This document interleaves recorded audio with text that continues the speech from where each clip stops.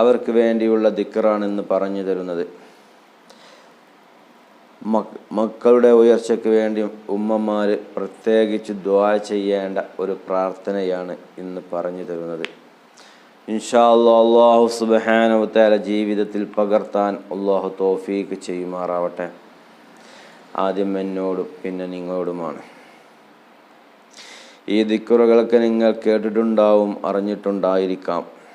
ഞാൻ കണ്ട ഒരു കാര്യം, ഞാൻ അറിഞ്ഞൊരു കാര്യം നിങ്ങളിലേക്ക് ഷെയർ ചെയ്യപ്പെടുകയാണ്.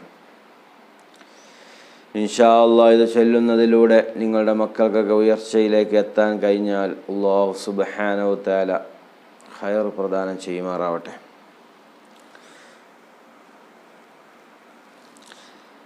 നമ്മുടെ മക്കൾ നന്നാവണം എന്നുള്ള ആഗ്രഹിക്കുന്ന ഒരുപാട് മാതാപിതാക്കളുണ്ട്. ഇന്നൊക്കെ ലഹരി മരുന്നുകളുടെ അടിമകളായി മാറിക്കൊണ്ടിരിക്കുന്നവരാണ് നമ്മുടെ മക്കൾ. ഇൻഷാ അല്ലാഹ് അങ്ങനത്തെ തെറ്റുകളിൽ നിന്ന് അല്ലാഹു നമ്മളെ മക്കളെ സംരക്ഷിക്കുമാറാവട്ടെ, കാത്തുരക്ഷിക്കുമാറാവട്ടെ. മാതാപിതാക്കൾ മക്കളുടെ ഉയർച്ചയ്ക്ക് വേണ്ടി ദുആ ചെയ്യുന്ന ഒരു പ്രാർത്ഥനയാണ് ഇന്ന് പറയുന്നത്. ഇൻഷാ അല്ലാഹ്.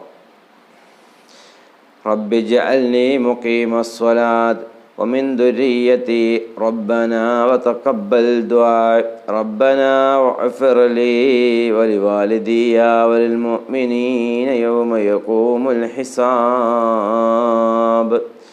റബ്ബി ജഅൽനി മുഖീമസ്സലാത്തി ومن ذريتي ربنا وتقبل دعاء ربنا اغفر لي ولوالدي وللمؤمنين يوم يقوم الحساب.